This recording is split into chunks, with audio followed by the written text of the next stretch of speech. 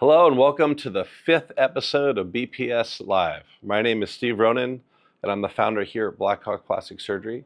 And tonight we're going to talk about body contouring, tummy tucks, liposuctions, other types of procedures that involve body contouring or changing the shape of our body. As usual, my co-host Brett is here tonight and she's one of our coordinators here at Blackhawk Plastic Surgery. So if you were to call for a consultation, you might talk to her or Teresa in conjunction with me when we talk about any of the types of things you'd want to cover. Brett, how are we doing tonight? Hi, good evening, Dr. Ronan. I've been really looking forward to this show. I get so many calls and schedule so many consultations talking about body contouring, tummy tucks, liposuction, and mommy makeovers. It's hard to believe that this has been 5 episodes already. 5 months. Thank you to the viewers for your support and all the positive feedback we've been getting on these shows. I'd like to take a moment to congratulate our 3 winners from our last month's Elicor show. We have Sabina, Cece, and Nora. And at the end of tonight's show, I'll tell you about the prizes we'll be giving away, special offers for our loyal viewers, and a very special launch that we have scheduled for Thursday, July 11th at our practice. Dr. Ronan, why don't you introduce tonight's topic? Well, thanks, Brett. So tonight we're going to talk about body contouring, which means changing the shape of the body. And why would we want to do that? Well, sometimes pregnancies or weight loss or time can alter things, and patients will come in with specific complaints about those things. And this includes both men and women. And so there's many different types of body contouring procedures, but tonight we're going to focus mostly on tummy tucks and liposuction and maybe get into a few of the others. But before we get going, Brett, is there any other announcements that we have? Yes, thank you. I have 2 things. First, I want to remind everyone that we recently launched a brand new online scheduling on our website that allows you to schedule a consultation on your own. You can actually book 24/7 for a consultation or a MedSpa service. So that's so exciting for us. To book your appointment, you can scan the QR code now or visit us on our website, blackhawkplasticsurgery.com. Super easy and convenient. I want to give a shout out to Momo from our office for doing Brett's makeup tonight because she looks really good. For me, I have no makeup and no filters, and that's why I look this way. But we'll get on to the next part of our show, which we're going to start with liposuction. Liposuction involves making small incisions and using a cannula to reach in and remove fat in remote places. And so typically when I do a full body liposuction, we'll make 4 such incisions in the pubic area, the top of the buttocks crease, and then between the thigh and the buttocks on either side. And so the areas that we'll typically get will include the inner thigh, outer thigh, all down the back of the thigh, the whole love handle, mid and back areas, wrapping around the flanks, the abdomen, and then again, the inner thighs on the front. And so that's what we would call a typical trunk and thigh lipo.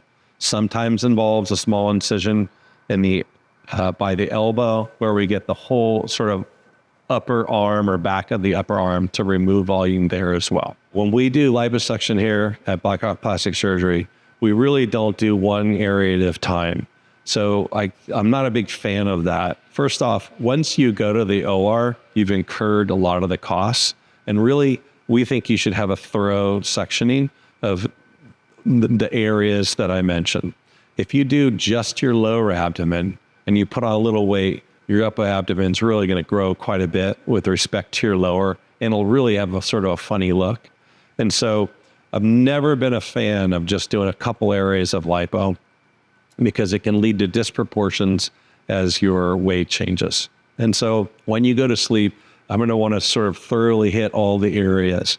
Your trouble area might be lateral thighs, someone else might be love handles. And so we'll make sure that we hit the more trouble areas. We'll get more volume removed. And in the other smaller areas, we'll get less. But in the end, we leave you with a nice blended contour after having trunk and thigh liposuction. Let's talk about tummy tucks. So when you have kids or weight gain and loss, you stretch the abdominal wall out. And so when I'm examining the abdomen, I'll look at three things. I'll look at how much skin is there laxity? What does the wall look like? Is it tight or loose? And then how much extra volume there is. And if it's just a volume problem, then we can do liposuction. But if there's laxity of wall and laxity of skin, then we start talking about a tummy tuck. And so what does a tummy tuck involve? It involves making an incision along the bottom of the abdomen. I typically will do short scar tummy tucks, not standard. And so the incision is quite a bit shorter. And so we'll make that incision and one around the belly button. We'll then lift up the skin and fat of the abdomen like the hood of a car. We'll be looking at the abdominal neck. At that point, we'll put in sutures that pull everything inward, closer and back. And so we'll bring this together, folding the extra abdominal wall tissue to go inward. It narrows the patient's waist and it pushes everything backward. And so that's one of the most important parts of the tummy tuck is tightening the abdominal wall or plicating the abdominal wall. After that, we can bring the skin downward and trim off the extra. And that typically runs from mid-pubic area to above the belly button. And so that whole football-shaped skin and fat paddle is gone, and the skin from above your belly button will go all the way down to the pubic area. So when we do tummy tucks, we remove extra skin and fat and tighten up the abdominal wall. Now, why do we do short scar tummy tucks versus a more traditional longer scar tummy tucks? Two reasons. One is you have a shorter scar, and two is you have a more narrow abdomen. So the straightest distance between 2 points is a line. And if you look at a lot of websites, you'll see tummy tucks that are very blunted on the side or just very flat, and they've lost the curve. And that comes from a longer scar pulling skin outward, and it gives a more straight look on the side. So when we do short scar tummy tucks, we realize that the bottom line is shorter than the top line. And because of that, there's some left over. Instead of making the bottom line a lot longer, what we do is compress the top longer line until it fits and then sew it down into the bottom. So it's sort of like a curtain. There's a little bit of ruffles on the perimeter temporarily. But when we advance the skin down and inwards, the waist narrows and you actually increase the curve of the patient instead of flattening out the curve of the patient. So when we do that, we create a better look. We've advanced the skin inward. We've reduced the length of the scar considerably. And temporarily, we'll have a little bit of pleating, but over the next few months to several months, that will go away, and we're left with a shorter scar and a better contour.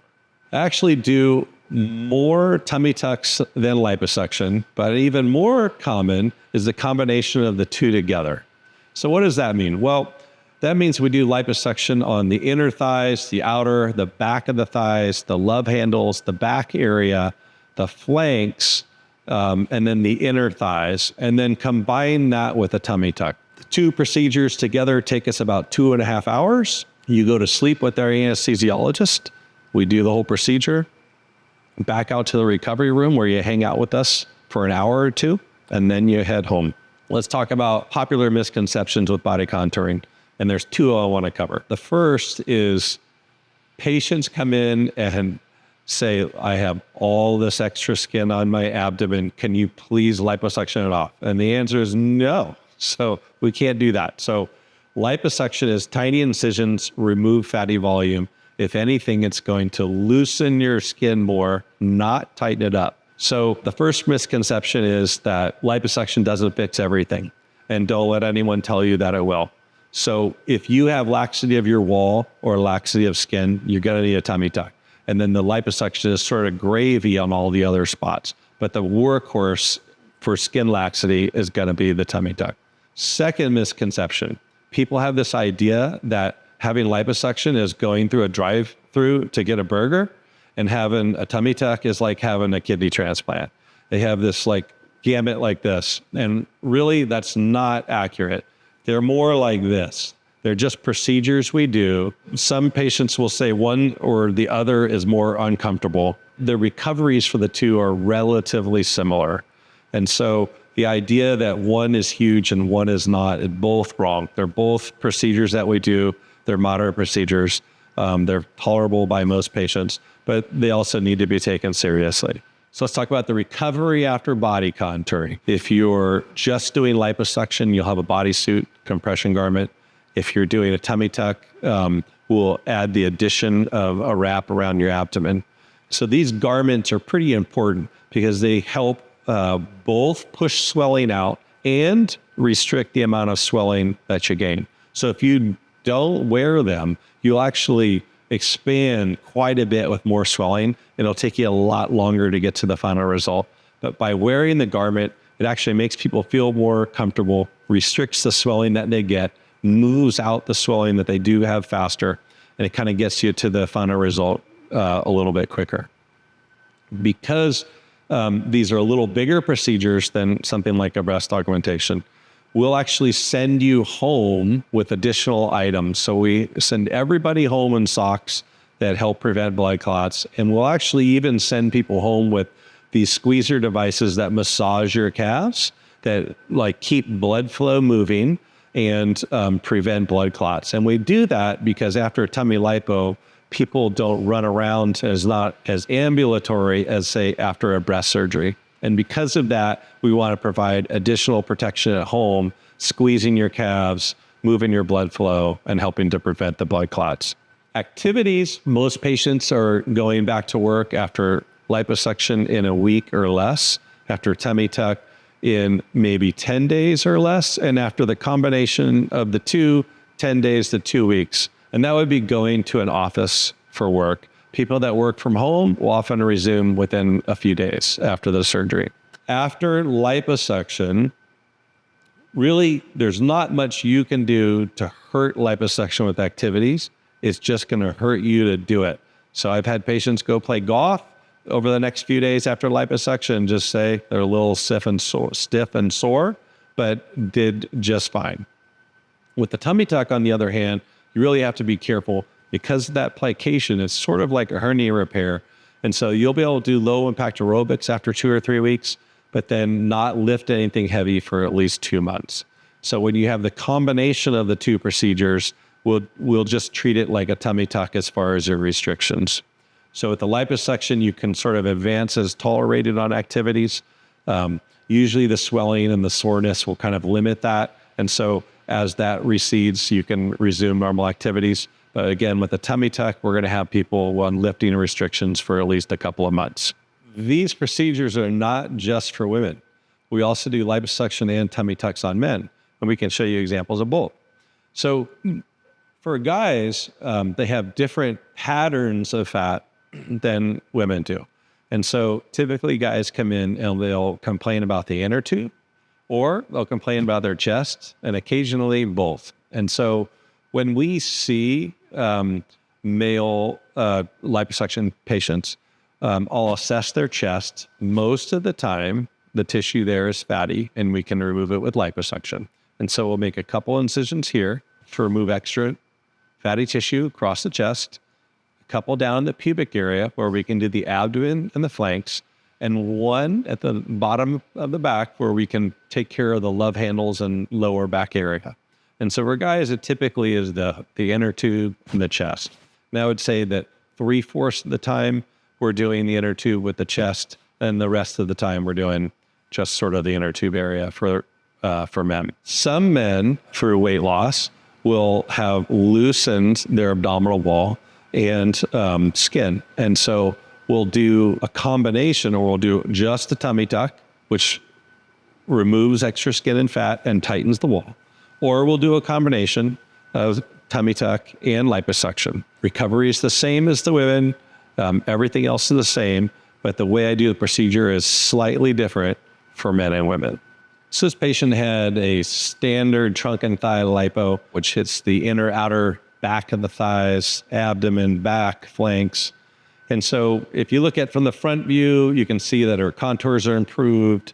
The excess on the inner and outer thigh are reduced. Abdomen's thinner, waistline kind of comes in. If you look from behind, you can see that the love handles have been sort of recontoured and the thighs, back and lateral thighs reduced. And so what happens is you create more shape. So instead of the back flowing right into the buttock on the side view, you remove the love handle, which allows an S to form with the lower back and the buttock area. And so adding those sort of curves into subtraction of liposuction is what was done on this patient. This is a patient who had just a tummy tuck. And so a tummy tuck removes extra skin, extra fat, and tightens the abdominal wall. So take a look at her abdominal wall muscles. You'll see that they bulge out and they're pretty wide. And so when we do the plication, it moves them together and pushes the excess in. So her abdominal wall looks more athletic with sort of tighter, more aligned rectus muscles. And then the contour on the sides has actually come in. So we didn't flatten her out. We actually brought the contour in on the waist and then pushed everything back from the front. So now she has a sort of a tight, flat, more athletic looking abdomen. So now we're going to look at a couple patients that had both a tummy tuck and liposuction. This first patient had tummy tuck, so she had a loose wall and some extra skin, a little extra fat, especially around the love handles. And so we sort of recontoured all of that. If you look at her abdominal wall, it's nice and tight. Her rectus muscles or her abdominal muscles are closer together. Everything's sort of pulled in. If you take a look at her love handle, that's gone. And when you look from this 45-degree view, you can see how her abdominal wall is much tighter and straighter. And then all the excess fat's been removed. And it just gives her some nice curves. In addition, she happened to do an augment at the same time. So she had a tummy tuck lipo with a breast augmentation. Here's another patient that did both a tummy tuck and liposuction. And so from the front, again, you can see a much more flat abdomen, tighter abdominal wall muscles. And when you look from the rear side or the posterior side, you can see the reduction in the amount of fat along the back and the love handle area and along the lateral and posterior thigh. It becomes more apparent from the posterior view. But when you look from the side, you'll just see her abdomen is more tucked inward and a little bit flatter. So overall, we improved contours, we removed excess fat, and then we had tightened up the abdominal wall. This is a patient who had liposuction. He complained of extra volume in his chest, abdomen, and love handles. From the posterior view, you get a good look at the love handles so you can see how they've been contoured away and now go inward. From this quarter view, you can see the reduction in volume in the chest area and then really a substantial reduction in the whole abdomen and flank area. So this is a very typical male liposuction patient. Our next patient had both a tummy tuck and liposuction. So if you look at his chest, you can see a nice reduction in volume. Same thing for his love handle and flank area. This was all the liposuction portion. When you look at his abdomen, you can see how the abdominal wall is stretched out and things are just kind of shifted forward. So we tighten up the abdominal wall, remove the extra skin and fat, and gives him a much more contoured, athletic looking abdomen. Thanks for tuning in for this episode on body contouring. If you have any more questions about it and you'd like to talk to us in person, please feel free to come in for an appointment. We have a 13,000 square foot facility. It's very beautiful. We have a private OR and we use an anesthesiologist for all of our procedures. If you have more questions tonight, enter them into the chat and we'll get right into our Q&A section. Welcome back. We're going to get on to our question and answer session. We've already got some questions through the chat. If you have any questions, please send them now or anytime before the end. We'll be happy to get to those. Brett, why don't we get going? How about our first question? Yeah, definitely. Felicia asks, is it possible to get a tummy tuck if I've had a previous abdominal surgery? Absolutely. And so there's several different types of abdominal surgery. Most of them work well with a tummy tuck. Most common, obviously, would be a C-section. So a lot of our patients wonder, can I have a tummy tuck after a C-section? Absolutely, like super common. But appendix would not be a problem. We actually had a patient who had several surgeries, probably 6 or 7 for ovarian cancer, and had quite an interesting scarring pattern. And we were really able to help kind of tighten up her wall and improve the appearance of the abdomen overall. So yes, previous abdominal surgery is not a problem for tummy tucks unless it's a very small little narrow part of surgery, like an upper type incision would make a tummy tuck more difficult. I have another one from Cora. Can liposuction help address or remove loose skin? The answer to that one is no. So if you think of what liposuction is, you're removing fat. So you make a small incision and remove fatty volume. That is deflating. It's sort of like weight loss. And so if you lose weight or lose fat, you're not going to tighten anything. And so I actually kind of get a little annoyed because patients hear all the time at places that they can get tightening with liposuction. So I just don't really believe that's the case.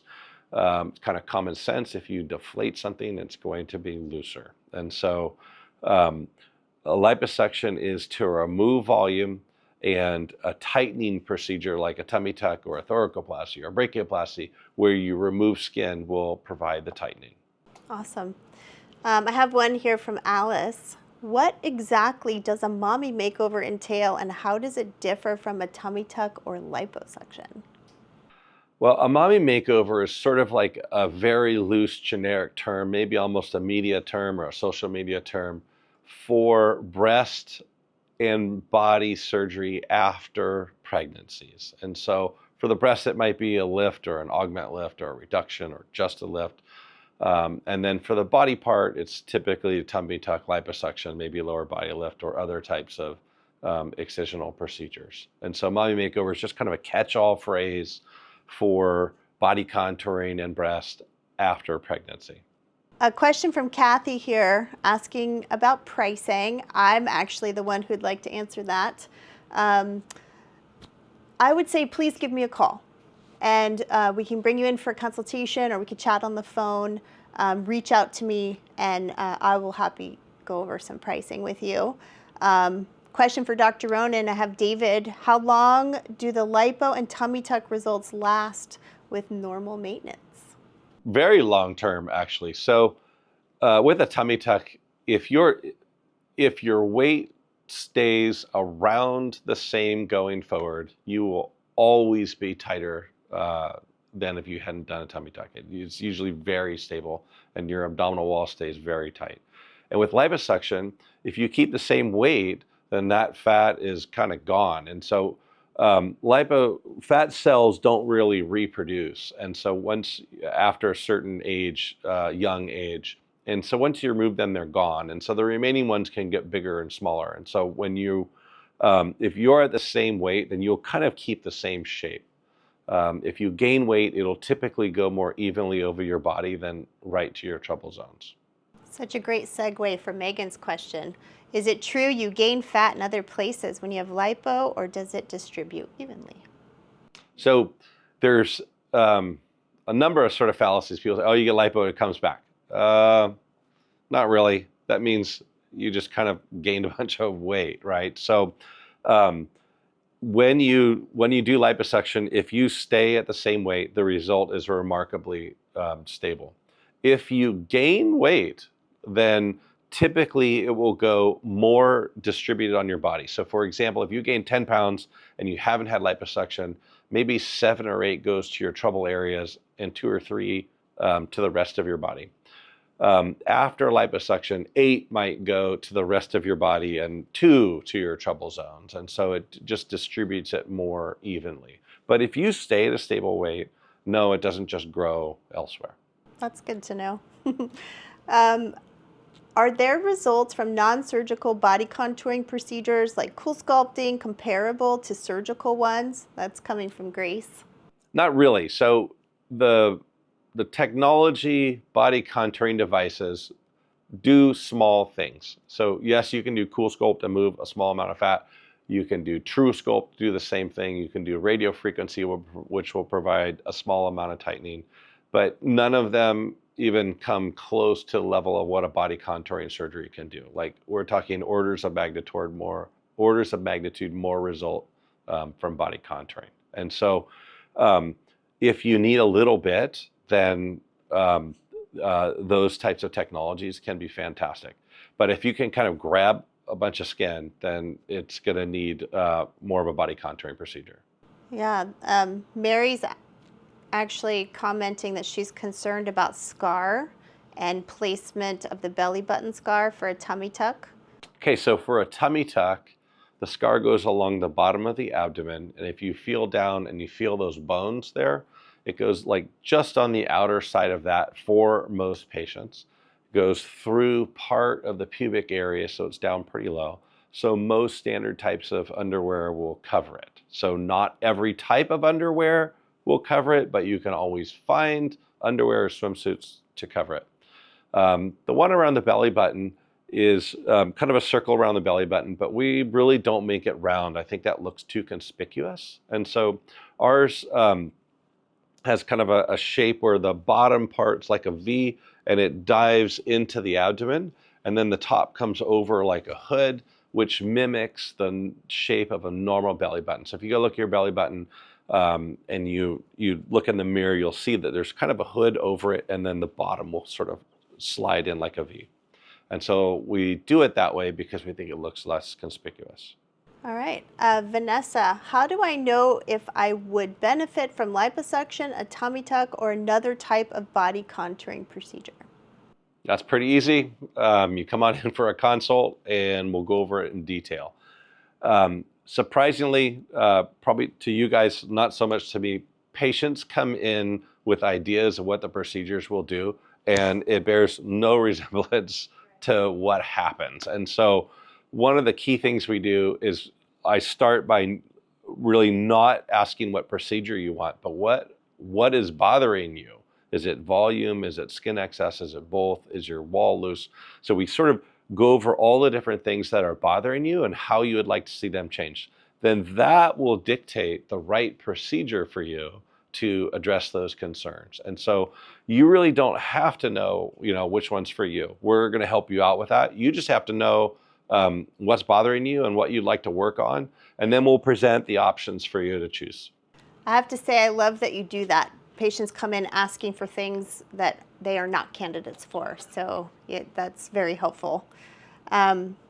Question from, let's see, let's go back to David. He has another question. After surgery, when approximately can I get back to my ineffective sit-ups? I like that one. Ineffective sit-ups. All right, so let's go over both of those. Typically, after body contouring surgery, let's just say it's a tummy tuck lipo.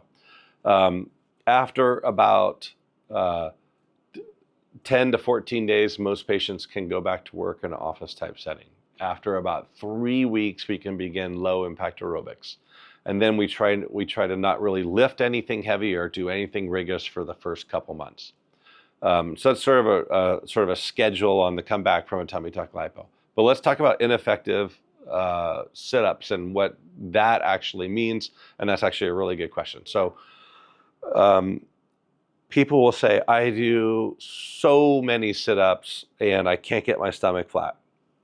You are right, you can't. Once it's stretched, it's stretched. And so your muscle is basically pulling two things together. And so it's attached up in your ribs and down your pelvis.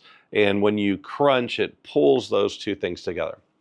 If your wall is going outward like this and loose, then a lot of your muscle activity is actually just pulling it straight. And then from that point, you can crunch. And so you may lose 20, 40, 60, 80% of the effectiveness of the muscle just bringing it to straight, so then it can start to pull you together. And so one of the things a tummy tuck does is really tighten up that wall. And so when you go to do a crunch, your muscle fires and you regain all the function of the muscle. So you could have a very strong muscle, but it's ineffective prior to a tummy tuck.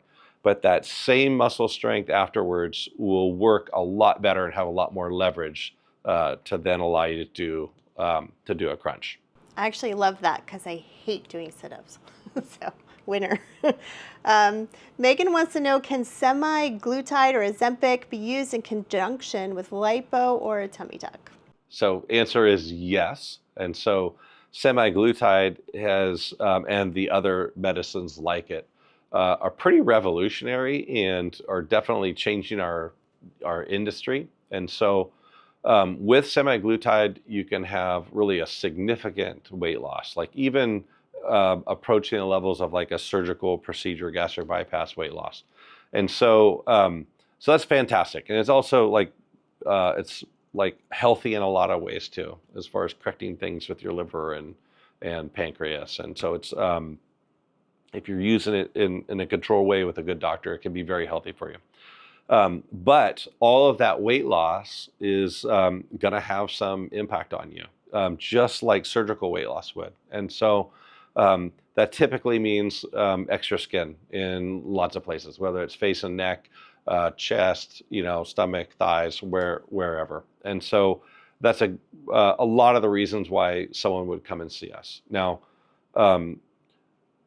you could say, wow, I'm going to take semaglutide and then I'm going to have this extra skin, like create essentially another problem. Yeah, but it's a lot more better problem to have than not losing that 75 pounds and all the associated health risks with that. And so when patients have a significant weight loss, from surgical weight loss or semaglutide, or they just do it on their own through diet and exercise, it's really a good thing that they have to come in and see us to sort of finish their process and kind of tune it all back up so they can kind of move on with their new life. Mary has a question. I have a consultation scheduled with you next week. Is there anything I should know how to prepare? Would you like me to answer that, Dr. Ronan, or? Well, I can start and then you can finish. There's some logistical things that Brett can help you with, but from my standpoint, you don't have to do anything. You don't have to learn about the procedures.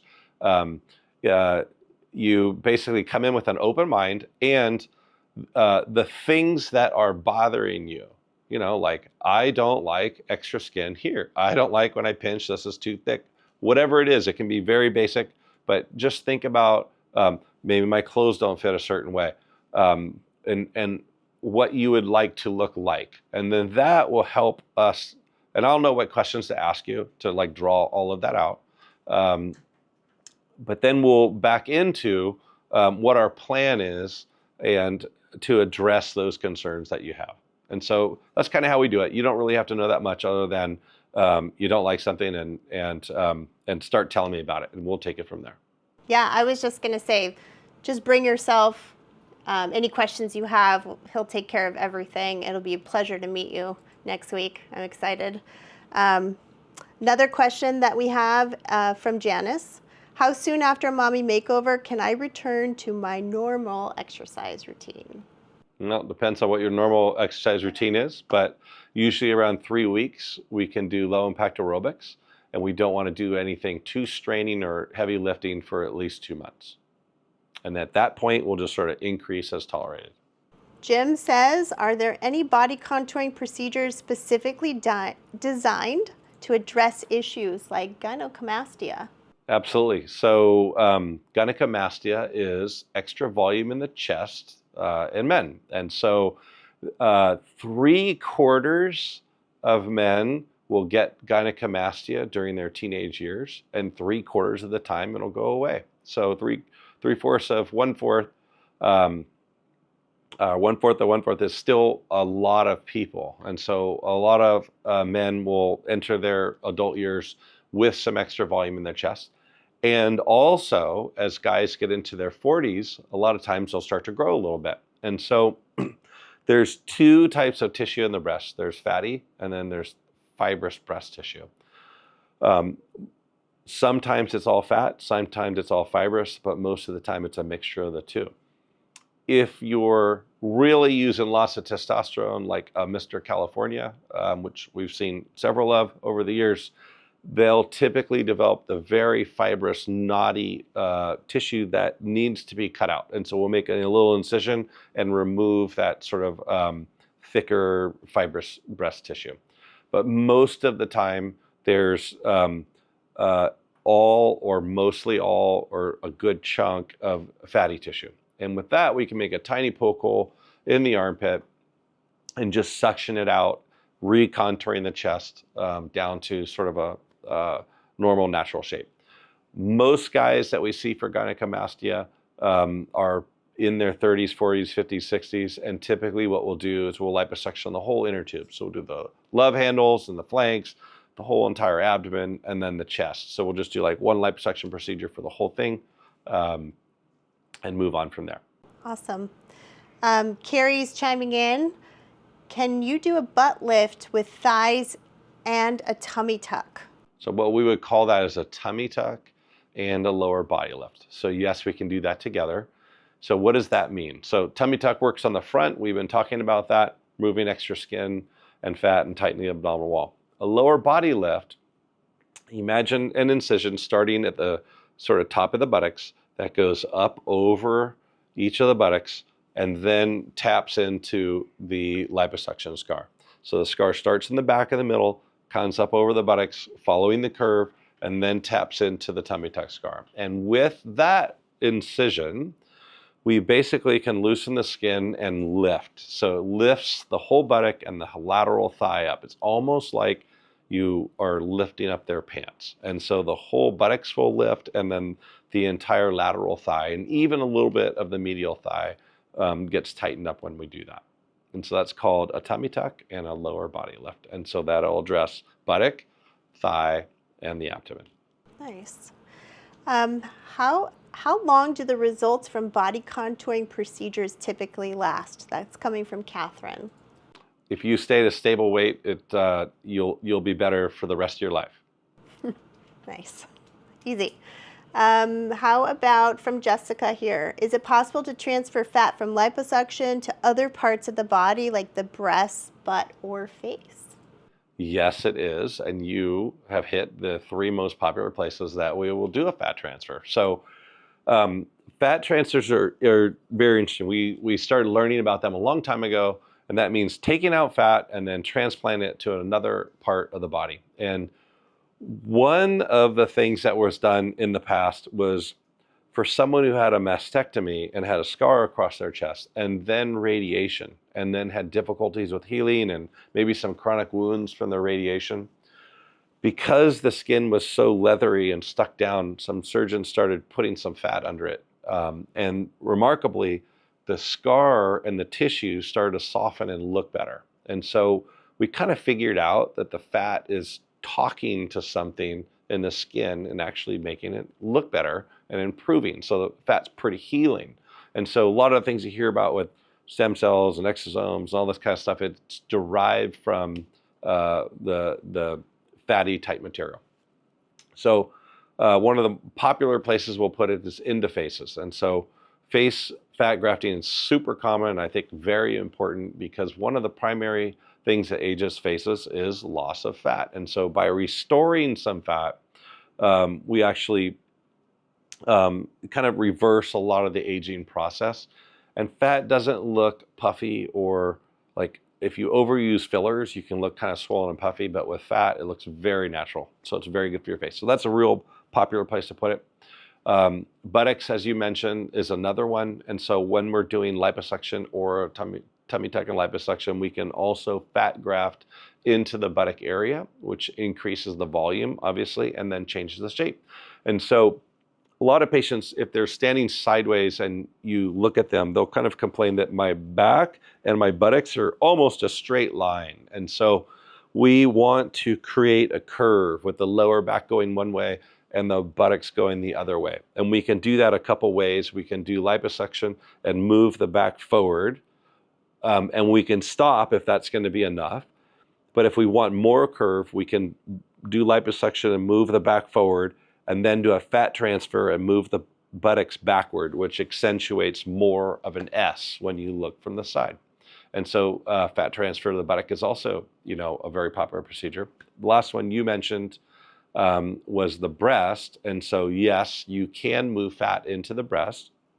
It typically gives a very modest amount of gain in volume. And so it's nice for small things like creating more cleavage, or if you're very thin over the implant, getting a little bit more volume, which would maybe help soften the look. But growing large amounts of volume, if you think about the breast as a honeycomb matrix, you can drop 1 drop of fat into every cell, which means like if you have a larger breast, you can put a lot of fat in, which would therefore make a larger change. If you have a tiny breast, we can only put a couple drops in before it's full, and you don't really have that much change. So if you're thinking about breast fat grafting to the breast to increase volume, it kind of helps us start off with a little something. If you're pretty flat, it's not going to be the most effective procedure for you. Well, Dr. Ronan, I think we have time for just one last question.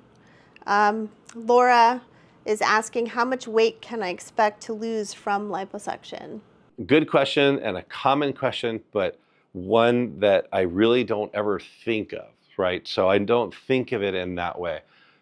Patients will say it because they're trying to lose weight and they're trying to look better, and they're like, I got to lose this amount of weight. Well, I'm not at all thinking about it like that. I'm thinking about your shape and your contours and what that's going to look like. And I'm aggressive about removing fat, but I want to leave you the right amount because that's super important. So I really want to get rid of the extra stuff and leave what we're supposed to, and leave you with the best shape that we can make for your body. And so I really don't think of it in terms of like how much weight are we going to remove. It's more in terms of what we leave. But as far as typical volumes that we'll take off, when we do a tummy tuck, we might have a piece of skin, this big. And so, I don't know what that will weigh. It's not going to weigh that much. And then when we do liposuction, it's typically between 2 and 5 liters. So if you think of a 2-liter bottle of Coke, on a smaller procedure, it might be 1 of those. And on a larger procedure, it might be 2.5 of those. And that would be volume of fat removed during that procedure. And so it's a little easier to think of it in terms of volume instead of in terms of weight. And the other thing I'll tell you is that if we took 10 pounds off of someone versus they went and lost 10 pounds, we're talking like orders of magnitude more result from the surgery because it's very targeted. And so it's like specifically in your most troublesome areas that get significantly reduced as opposed to like a little bit from everywhere. Dr. Ronan, any closing thoughts? Absolutely. So I want to thank everyone for coming, and I hope you enjoyed tonight. I hope you guys learned something. A couple shout outs, one to Brett, who always does a fantastic job. Another to my friend Chip, who is here tonight and has been super helpful pulling all of this together, and this is his last night doing that. And so shout out to him, and he's on to bigger and better things. I am sorry that my little white friend isn't here tonight, Tahoe. He is actually at home just kind of chilling out and kind of was a little lazy and didn't want to come back here tonight. So I let him stay. Maybe next time we'll have him here. With that, thank you very much. And we hope to see you soon again on BPS Live.